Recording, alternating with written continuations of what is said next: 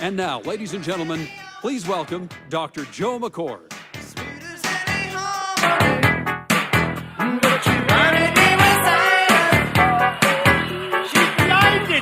with silence. Thank you. Thank you very much. Well, welcome to our first convention. I want to thank all of you for being here, many of you for being with us for the last many months since ribbon cutting took place. I know a few of you have probably not missed a single event. You've probably heard me speak more times than you really wanted to, sometimes literally blinding you with science. Today I'm going to talk to not only those of you who have been to many events, but also to those of you for whom this may be the first event. What I would like eventually to teach all of you is the science that I think every distributor should know. This is a complicated product that you're selling, that you're representing. And the science behind it is complicated, and nobody knows that better than me. But it's also something I firmly believe you can get your arms around, and that I think every one of you can do justice to presenting this product, Protandim, for what it is scientifically. So I'm going to review all 7 of the publications upon which this science rests and upon which this product rests. When I came into this room this morning, while it was being set up, I looked up and I noticed these banners on your left. And there's a banner for every publication on Protandim, from the first one in 2006 to the 7th one earlier this year. I didn't know they were going to be there, but it's useful for me to have them because there are elements in each of those 7 publications that I would like for you eventually to have at your fingertips. I get many requests from distributors saying, I encountered, maybe it's a physician, maybe it's somebody who is knowledgeable in science. And I tried to tell them about Protandim, and they took a quick look at the science, and they said, well, this is all done in cells, or this is all done in mice. Well, I want you to know exactly what each paper was done in. Probably the most important paper was done in cells, in tissue culture, human cells, by the way. But one of the papers, the very first one, was a human clinical trial. It wasn't done in mice or rats or cells. It was done in living humans. Several of the other extremely important papers were done in animals, and I want you to know what the message is from each of those. I'm going to begin with kind of a review of what oxidative stress is, and we now know Protandim does more than just deal with oxidative stress to remedy that situation. It involves not just superoxide dismutase and catalase, the first 2 enzymes we focused on, but as I told you at Elite Academy last October, we now know that Protandim modulates more than 600 genes. In fact, at higher doses, not used in humans, as many as 4,000 genes can be affected out of a total of 25,000 genes that we have. This is not a minor little tweak. This is a major readjustment of everything that makes you who you are and what you are. So let's begin by looking at this question. What is oxidative stress? Where do oxidants and free radicals come from? And a question that, believe it or not, some people don't know the answer to. Why should we worry about oxidative stress? It happens to everybody as you get older. Maybe it's just a part of life that we can't do anything about. Well, this is the number of papers published in the peer-reviewed scientific literature since about 1960, when there were essentially zero. And in 1970, there were about 3 or 4, because superoxide dismutase had been discovered. And we began to talk about what is oxidative stress. It's now been 41 years since that discovery, and the total number of papers now available in the medical literature is more than 86,000. And you can see the growth rate of these papers, and that should be kind of reminiscent of what Carrie just showed you, because this company is taking a similar exponential growth pattern. And this is the science that underlies everything that we stand for and everything that this product was designed for. The bottom line here is that scientists do worry about oxidative stress. This is a big slice, a significant slice of the total scientific endeavors going on in this country and around the world. So this is not minimal. This is not something tucked away in one corner. This is mainstream. What is oxidative stress from a cellular point of view?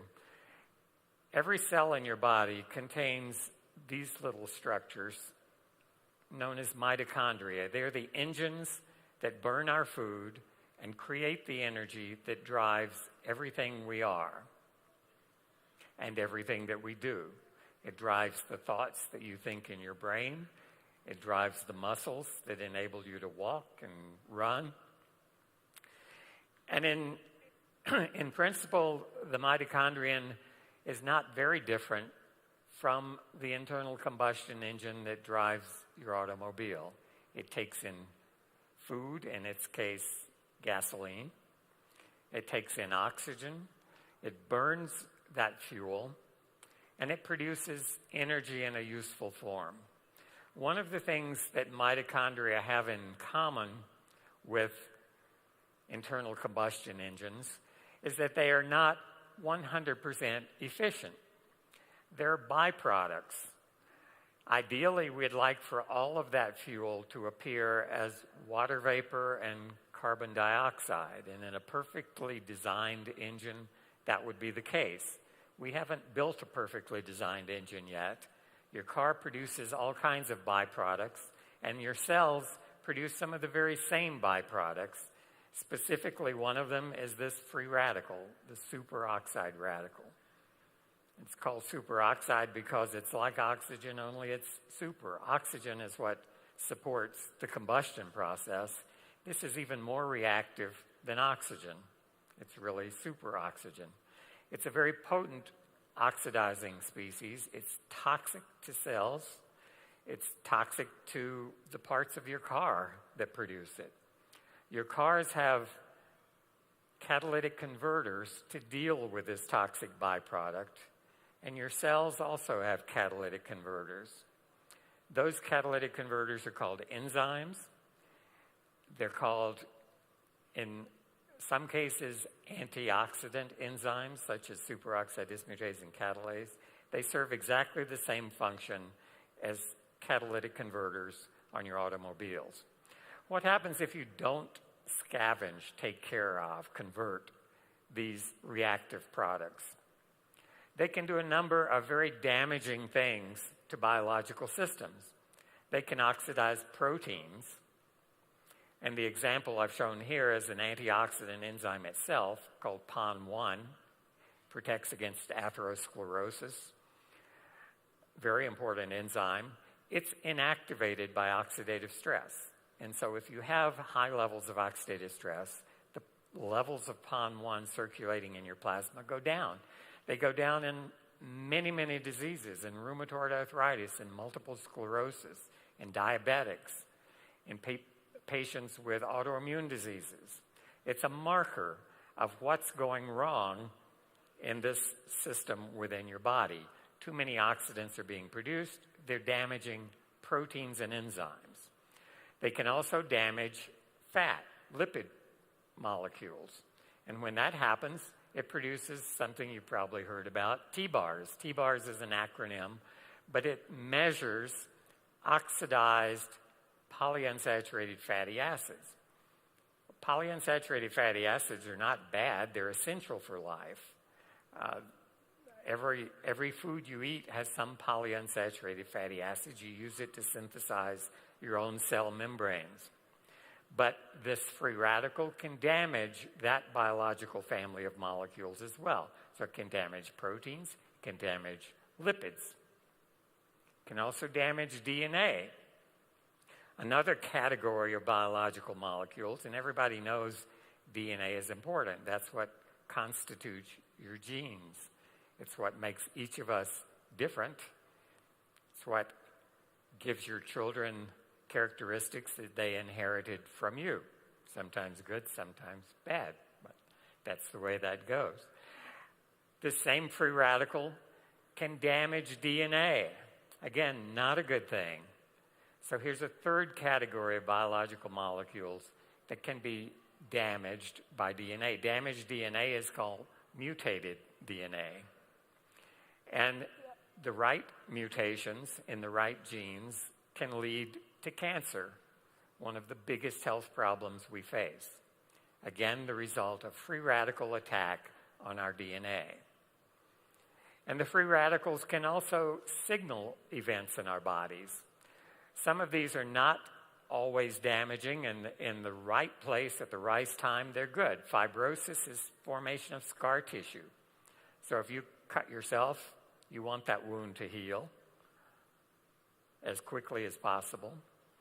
And fibrosis helps that to come about. However, if your heart becomes fibrotic, it's medically known as heart failure. The pump quits working at its normal output. Not good. Apoptosis is actually programmed cell death. It's a way by which cells can die. At times, that's good. When you're an embryo, this process of apoptosis actually is what carves out your fingers from what looks originally like mittens. And as the fetus develops, everything goes normally, and you develop hands and fingers as you should. So apoptosis is not a bad thing in the right place. But if the cells in your heart undergo apoptosis, it's not a good thing. The cells in your brain undergo apoptosis, and you may be diagnosed with Alzheimer's disease. So all of these things require balance.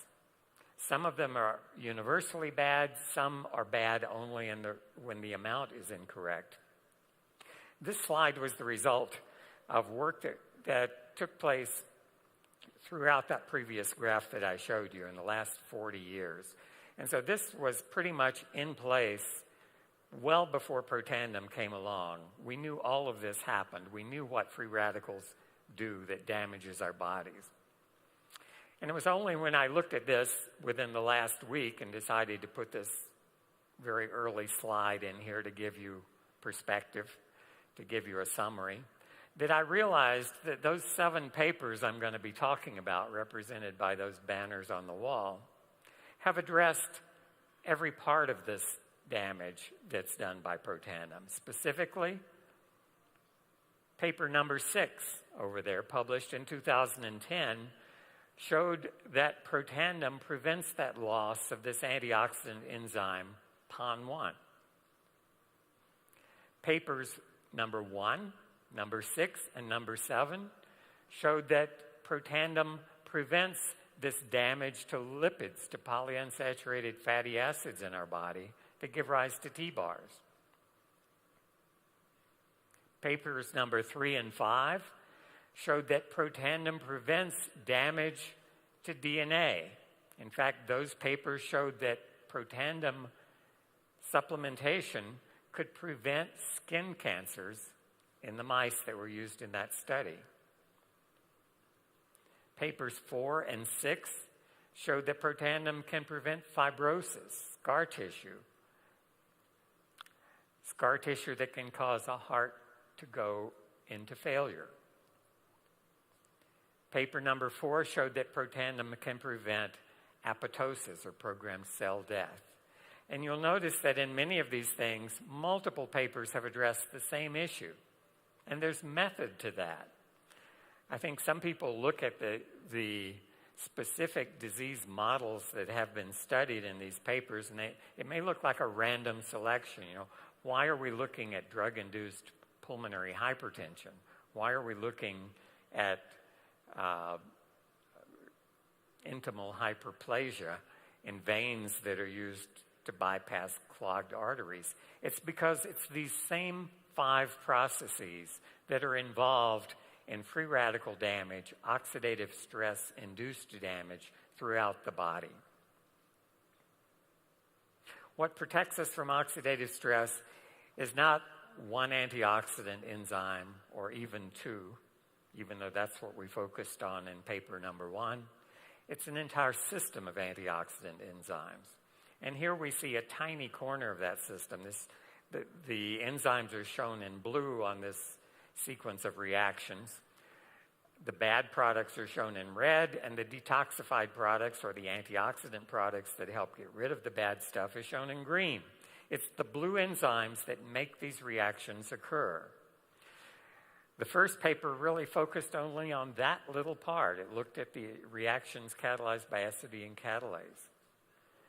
A second paper, which is one of the very important ones, showed that the enzymes involved in making glutathione, you hear a lot about glutathione in this industry, are also upregulated by Protandim, allowing our bodies, our cells, our individual cells to make more glutathione, not because the precursors or the raw materials to make glutathione are limiting.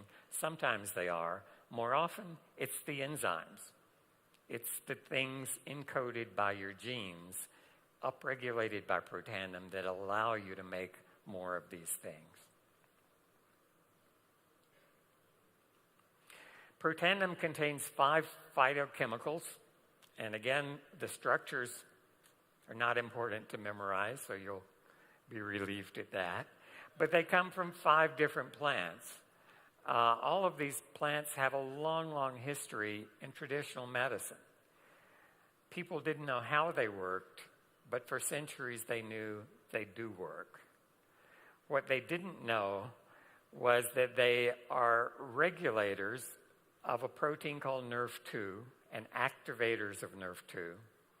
And that's the mechanism whereby more than 500 of your most protective genes are regulated by these simple, believe it or not, chemicals produced by humble little plants that have been recognized in India and China for centuries and centuries. They activate what's called the master regulator of stress-related responses of antioxidant enzymes. How does Protandim activate NRF2? And you hear a lot about NRF2. You're going to hear even more about NRF2 as time goes on. How does Protandim activate NRF2 in a cell? This is a cartoon that illustrates that. This purple shape in the upper right corner of this slide represents one of those 5 chemicals from plants, from medicinal plants. And so as Protandim approaches a cell, the cell actually has receptors on its surface. And my analogy here is this is like if the cell is your house, Protandim just stepped onto your front porch. And it rings your doorbell when that happens.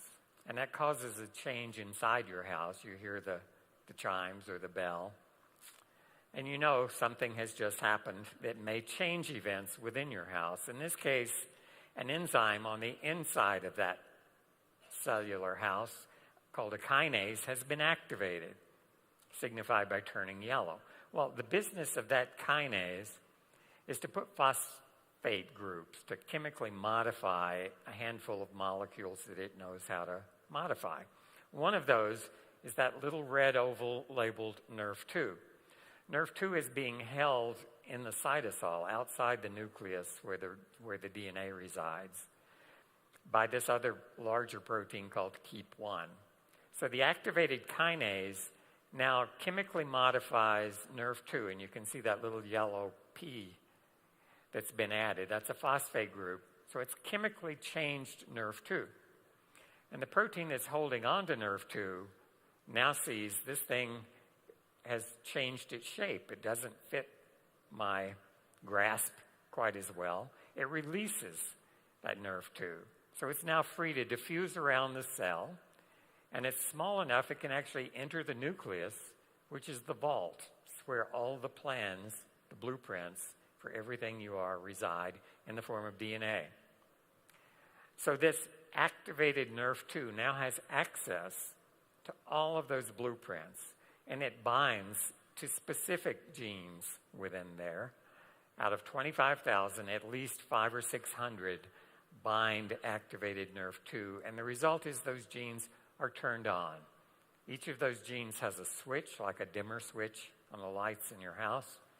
NRF2 simply turns that knob. Those genes express what they encode. The products designated by the blueprint of each and every of those genes is now produced. And among those products are antioxidant enzymes, anti-inflammatory enzymes, antifibrotic enzymes, all kinds of stress-related genes that help cells, especially when they're in chemical stress, when they're in oxidative stress. It helps bring things back into balance and to provide a normalizing influence on those cells. We can visualize this microscopically. The upper three panels show control cells, cells without Protandim. And here, again, I won't go into a lot of detail, but we can stain NRF2, and it stains red in this slide. It's a fluorescent red stain for NRF2. We can also stain the nuclei of those cells. It's staining the DNA. And if you merge those two, you get what you see in the upper right. And it may be a little hard to see in this lighting, but what you see if you look carefully at that is the nuclei are green, and the NRF2 is red surrounding the nuclei. It's not where the DNA is. If we treat those same cells with Protandim and now stain the NRF2 and stain the DNA in the nucleus and now superimpose the red stain and the green stain, what you see is the lower right figure. Everything looks yellow, and that's because if you add red light and green light together, what your eye sees is yellow.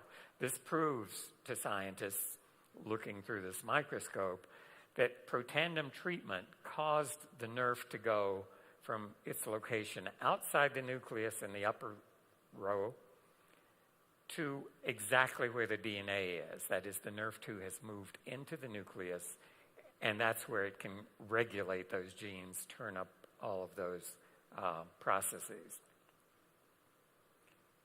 The first paper published in 2006, I've condensed into one or two sentences for you here. This is really what you don't need to know about everything in that paper, but you do need to know this.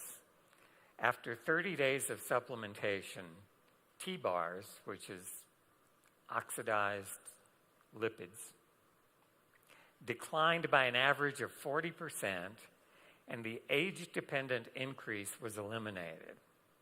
By 120 days, SOD and catalase had increased by 30%, 54% in the red cells, respectively. That's very significant. You have all seen this figure.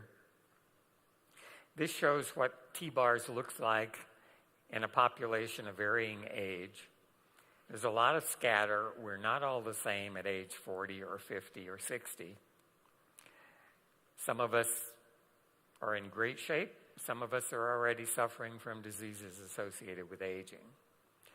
If you draw a linear regression line, the line through those scattered dots, you can see that there's a relentless progression as you go from 20 to 80. Your T-bars averages go up and up and up. If you look at people in this group who were taking conventional so-called antioxidant supplements that many of us took for decades. Those are the points that turned from red to blue.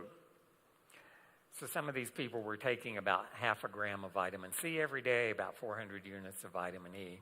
And you might think they would have been better off than their colleagues who weren't taking those, but they weren't. Those blue dots, in fact, if you draw a linear regression line, fall on a line with an even steeper slope. And you've heard a lot in Time and Newsweek and on the evening news, studies that show traditional antioxidant vitamins don't always help. Sometimes they can even make things worse. Well, indeed, that's true. And our study, excuse me, confirmed what many scientists had known and had been publishing for years, that sometimes traditional antioxidants can help, often they do nothing, and occasionally they can make things worse. What happens when these same people, whether they were taking traditional antioxidants or not, took Protandim for 30 days? This is what you saw.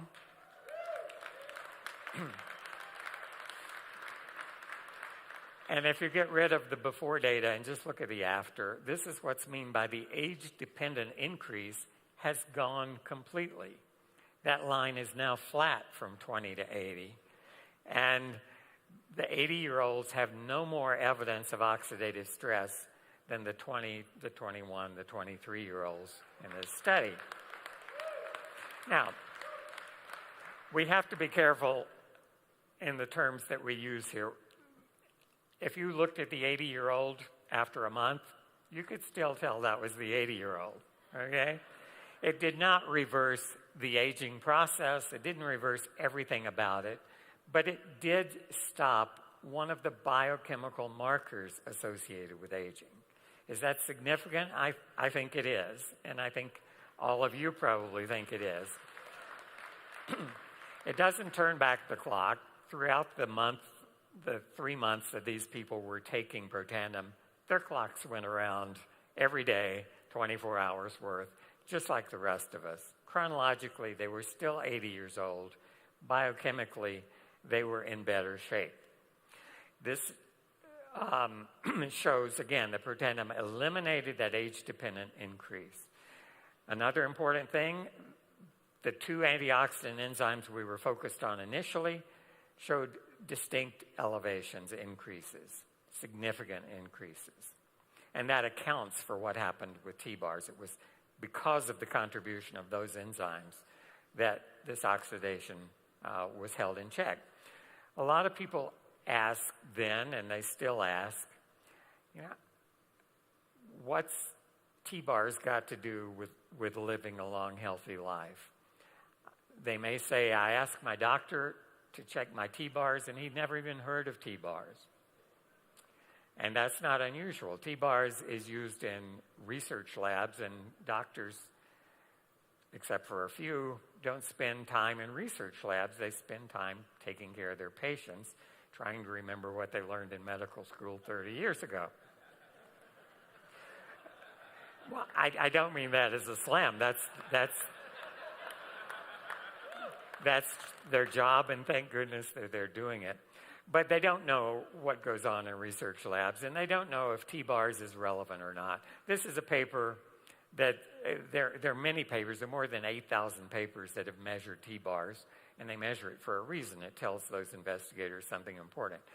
The title of this, Serum Levels of T-bars, thiobarbituric acid reactive substances, predict cardiovascular events in patients with stable coronary artery disease. This is a large segment of the elderly population that would qualify for this, stable coronary artery disease. And their levels of T-bars, exactly what we measured and what you saw decline, predicts cardiovascular events. Cardiovascular events are blood clots in arteries. They're angina attacks due to occluded arteries that are letting only 10% of the normal amount of blood through.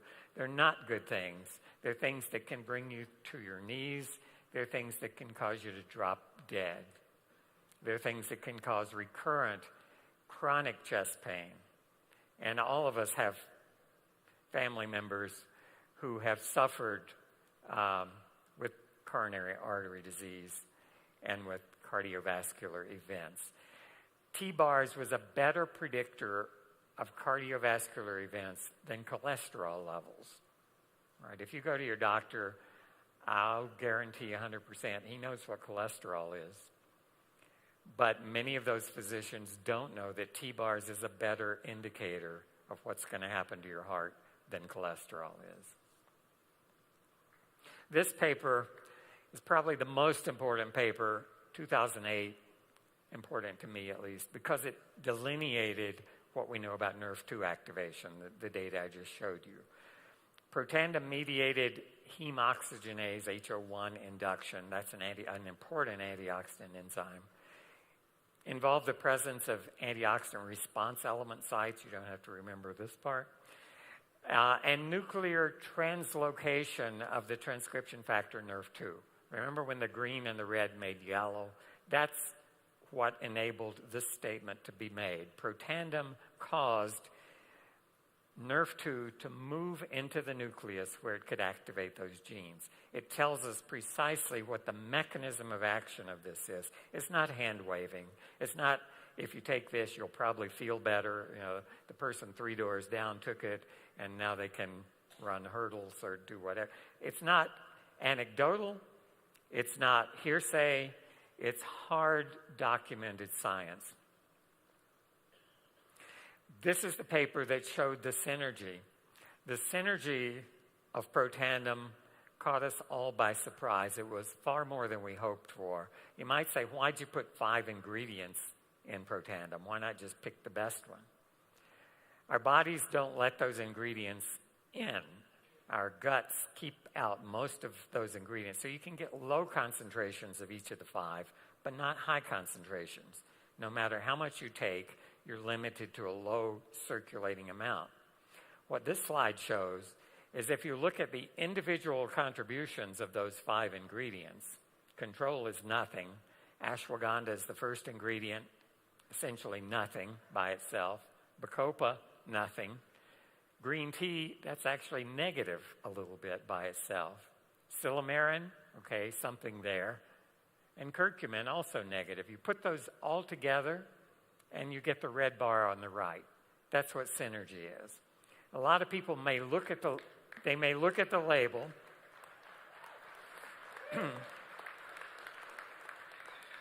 and they may say, well, I've heard of several of these things, and I've been taking curcumin for the last 3 years. Why do I need to take Protandim, which may be more expensive than my bottle of curcumin? This is the reason. You can't do it with curcumin alone. You can't do it with any 2 of those. All 5 of those contribute to this powerful synergy in this particular endpoint, 18 times more than we expected to see by the sum of these individual low concentrations of the ingredients. Better than the sum of the parts. So that second paper showed that the 5 ingredients produce this huge synergy, that each ingredient acts at a low and pharmacologically attainable dose. Sometimes there are papers published showing that in a petri dish, curcumin can do this great thing. Well, your body is not a petri dish. For your body to use curcumin, you have to take the curcumin capsule, and it would have to be absorbed and transported through your body. That's what's limited. It doesn't happen. A little bit of curcumin gets in, not much. Protandim works because the 5 ingredients, it's okay if they're at low concentrations. In fact, it's better that they're at low concentrations because some of them have toxic effects at high concentrations. 5 things at low concentration, working together, amplifying the NRF2 activation is what does the trick. And specific ratios are important. So there's synergy, there's a low dose effectiveness, and there's a specific ratio of these 5 ingredients. This paper also showed that glutathione is dramatically increased, nearly 4-fold, by treating cells with Protandim. And it's not because Protandim contains the precursors you need to make glutathione. It doesn't. How's it working? It's causing the enzymes that make glutathione to be produced. That's the part that's rate limiting. The mechanisms are very different. This shows how cysteine, one of the key amino acids in glutathione, gets into your cell, and the enzyme shown there in blue, glutathione synthase, is upregulated by Protandim. So you can make GSH, glutathione, an important antioxidant protectant in your cells. But amazingly, what limits the amount of glutathione most cells can make is not the amount of cysteine that's circulating through your body. There's a little protein there called XC-, not a catchy name. And it's a turnstile protein. If your cell is like your local branch bank, it may have a revolving door to get into that bank. And this protein lets cysteine get in one side of that revolving door, but only if another molecule, glutamate, is coming out the other side of that revolving door. So it's like a heavy door that it takes two people to push to get one in and one out. That's one of the most powerfully upregulated genes by Protandim.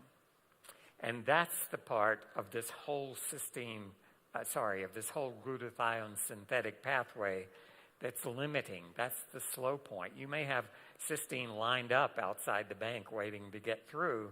If you don't have a working door or enough doors in that bank, no matter how much cysteine is waiting outside, it's not going to happen, right? So making glutathione is not getting more cysteine into your body or acetylcysteine or any precursor. It's about upregulating those enzymes that can put it together and make it for you. This paper is one of two, the third paper, that looked at the standard skin cancer model studied by scientists in the laboratory. It's done in mice, and it involves the application of two chemicals to the skin of the mouse. The first causes mutations, damage to the DNA by free radical mechanisms. And the second chemical is a tumor promoter. Cancer, fortunately, is a multi-step process. If cancer resulted from a single mutation, we would probably all be dead long ago from cancer. So cancer takes a series of mutations in a specific set of genes to cause your cells to lose control. They lose the constraints. It's actually easy for a cell to eat food and divide. The hard part is for your body to keep your cells from doing that day in and day out. Many of us in this room don't weigh any more than we weighed a year ago, even though we've eaten a ton of food in the interim. And that's a good thing, because if every cell in your body had unrestricted ability to divide and divide and divide, we would all fill this auditorium individually. So it's much more difficult to keep your cells in control than to let them just proliferate ad nauseum. And so cancer happens when those constraints are broken, when your genes can no longer keep a cell from dividing and dividing and dividing. So once a cell breaks those constraints, it is medically a cancer, and it will grow until it consumes you. This paper concluded overall, the induction of antioxidant enzymes by Protandim may serve as a practical and potent approach for cancer prevention. A follow-up paper, about a year later, looked further into the mechanism and showed two of the specific genes that are regulated by Protandim. One is the suppression. Protandim, some genes are turned down, and P53 is one of them. And manganese SOD, that's a mitochondrial SOD, was induced, is turned up. And it was those modulations of those two genes may play an important role in the tumor suppressive activity of Protandim. What are the data shown in that paper? Those two papers. There were two groups of mice, And the first group got a regular mouse chow diet. It's what Purina makes and what mice eat. And it's balanced, it's a healthy diet. When they were treated with the two chemicals at high doses that cause skin cancer, that group of 15 mice, shown here in the yellow bar, got cancer. 100% of them, all 15 mice, developed cancers. Many of them developed, probably all of them developed more than one. The number of cancers per mouse, 6.3. The total number of cancers in that group of mice, 94. The second group of mice treated identically, except their mouse chow had Protandim added at a dose calculated to be equivalent to what most of you in this room are taking, 1 caplet a day for a human, same adjusted dose for a mouse. And look at the second group, 15 mice. This time, a third of them developed no tumors at all. And if you look at the total number of tumors in this group compared to the other, it's 57% lower, only 40 as opposed to 94. So the cancer incidence was reduced by 33%. The multiplicity, the number of individual cancers, reduced by 57%. This was a remarkable study described in these two papers. This is paper number 6, published last year. Virginia Commonwealth University, a very complicated model, but one that resonates with what you heard earlier this afternoon. This is a conclusion from the abstract. Protandim prevented fibrosis and capillary loss and preserved heart function, in this case, right ventricular function, right side of the heart, in this particular model. How did it do that? It prevented heart fibrosis. I told you Protandim turns down some genes and turns up others. There are genes that signal the fibrotic process, formation of scar tissue. And again, if you have a cut, it's important that you can heal that cut. But if your heart turns to scar tissue, you're in big, big trouble. The graph on the left shows the amount of fibrosis in the hearts of these animals. They were treated with, here, a chemical that caused pulmonary hypertension. That's also a word you heard earlier this afternoon. Pulmonary hypertension puts a strain on the right side of the heart that pumps the blood to the lungs to get reoxygenated back to the heart, and the left side then pumps that reoxygenated blood to every part of your body. So look at the amount of fibrosis. How do scientists measure fibrosis? These two pictures at the bottom, again, I think that's hard to see on the big screen. Maybe on either side it's more clear.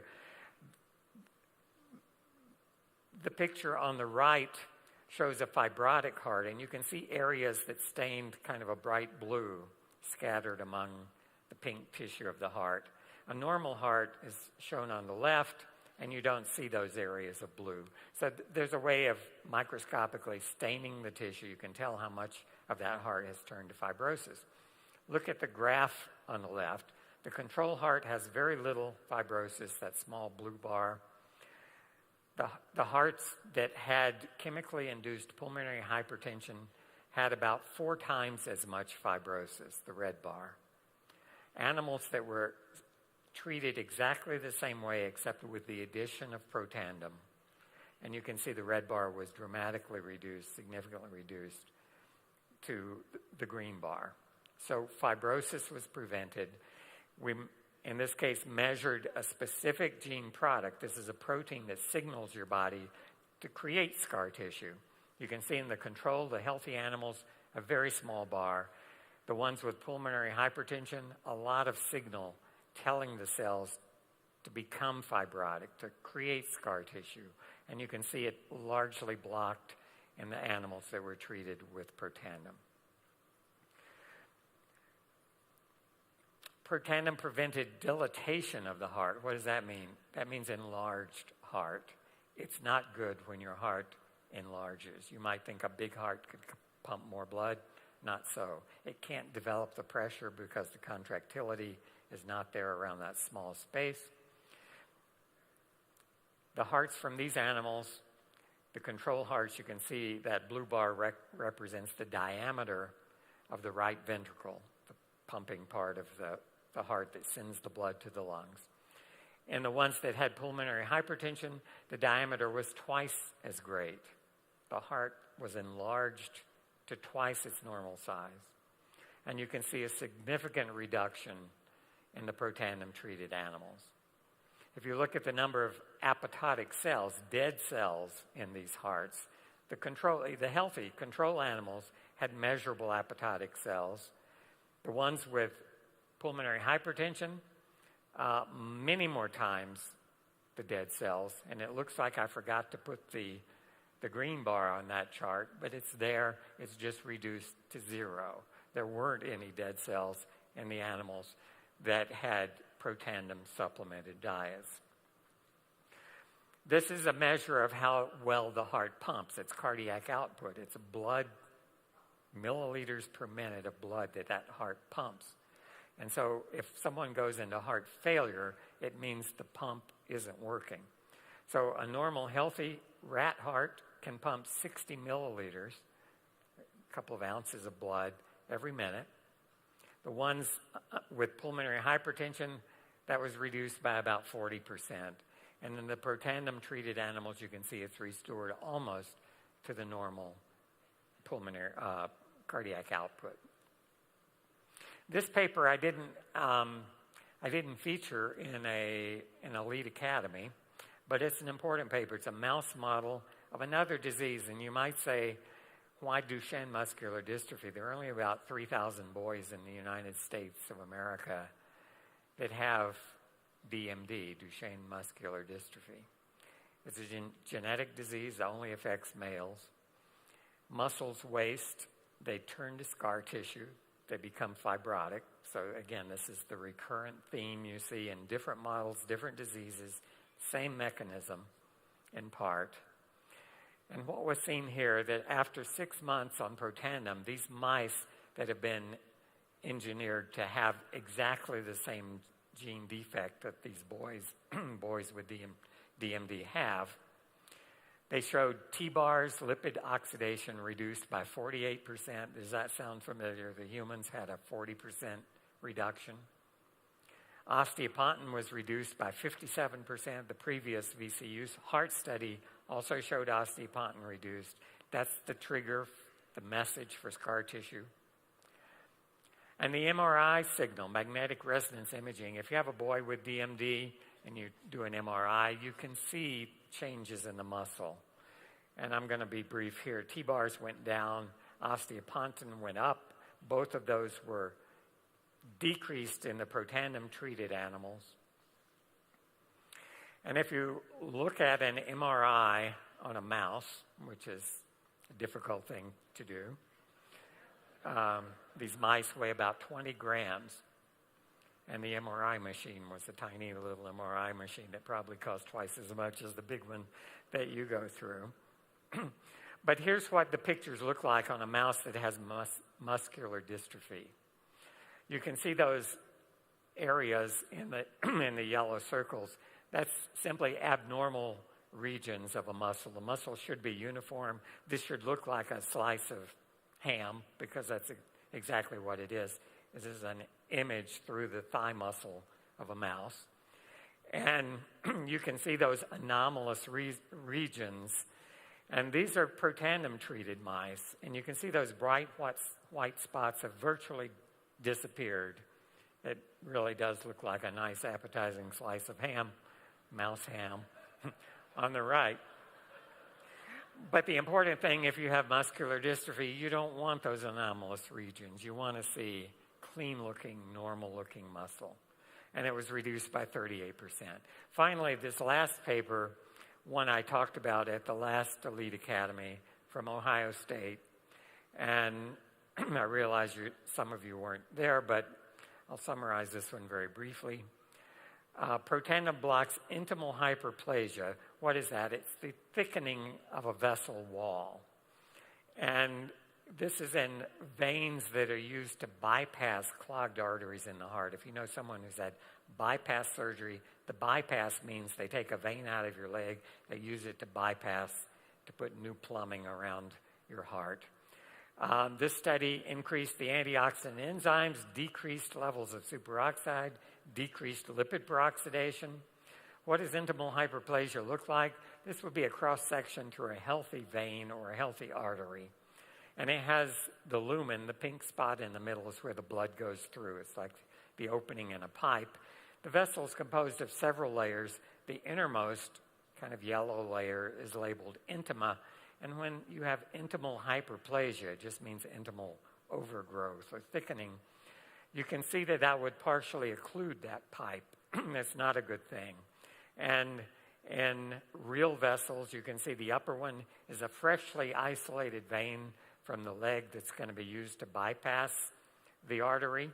The lower picture is that artery that's been that vein that's been subjected to oxidative stress. And you can see the wall has thickened. The lumen, the opening in that pipe, is much, much smaller.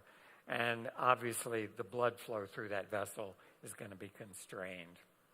Intimal hyperplasia is actually not a disease. It's something that is caused by physicians and surgeons doing procedures to keep your heart working for a bit longer. So if they do a bypass, you're in good shape immediately.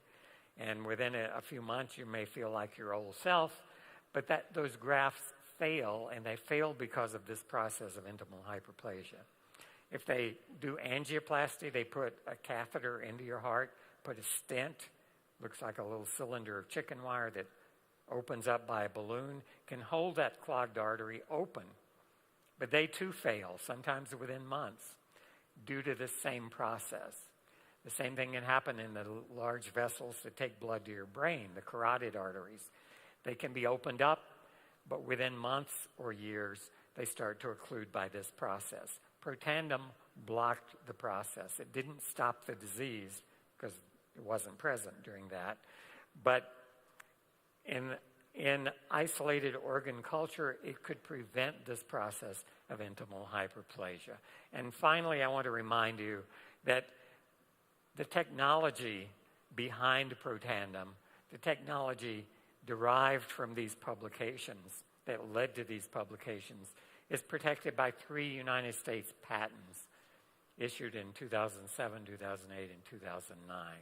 So this is not a run-of-the-mill product off the shelf.